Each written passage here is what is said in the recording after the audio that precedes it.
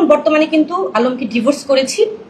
আমরা এখন সম্পূর্ণই আলাদা আছি। আলমকে সে এই ইতি মেয়েটা বলে, আপনার সাহস হয় কিভাবে ভিডিও ডিলিট করতে বলার? আপনার সাহস হয় কিভাবে? আমাকে সে বলে হ্যাঁ আপনি একটা বারের মেয়ে, এটা সেটা।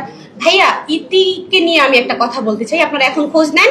এই ইতি মেয়েটা এখন বার ডান্সার। আল্লাহ পাক ছাড় দেয় কিন্তু ছেড়ে দেয় না। আমাকে ছোট করে আমাকে ছোট করেছে, এখন আমাকে যেই জায়গার কথা বলছে সে সেই জায়গায় পৌঁছে গেছে। এখন সে এখন বাড়ি গিয়ে ডান্স করে, আপনারা খোঁজ নিয়ে দেখেন, সে এখন বার ডান্সার। ঠিক আছে, তো কাউকে কখনোই ছোট করতে নেই। আমাকে সে ছোট করতে চাইছে, আল্লাহ পাক তাকে সেই জায়গায় পৌঁছে দিয়েছে। আচ্ছা, আমি অনেক কথাই বললাম। আর আমি এখন বর্তমানে কিন্তু আলমকে ডিভোর্স করেছি।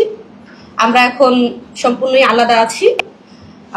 আর আলম একটা স্ট্যাটাস দিয়েছে, দেখেছি যে রিয়া মনির বয়ফ্রেন্ড ম্যাক্স রবিকে যেখানেই পাবেন সেখানেই গণধোলাই দিবেন। কেন? কি করেছি আমরা? দেশের কোনো ক্ষতি করেছি? নো। আমরা কারো কোনো ক্ষতি করেছি? দেশ বিরোধী কোনো কাজ করেছি? না, করিনি। সংসারে বনিবনাত হয়নি, আমি তাকে ডিভোর্স করেছি। আমি যথেষ্ট অ্যাডাল একটা মেয়ে, আমি আমার ভালো বুঝি। আমার মনে হয়েছে আমার কোয়ার্টিস্ট হিসেবে, আমার কলিগ হিসেবে বেস্ট রিয়াজ। আমি রিয়াজের সাথে যে কোনো জেলায় গিয়ে কাজ করবো। আমি আশা করি এখানে আমি কোনো অপরাধ করবো না।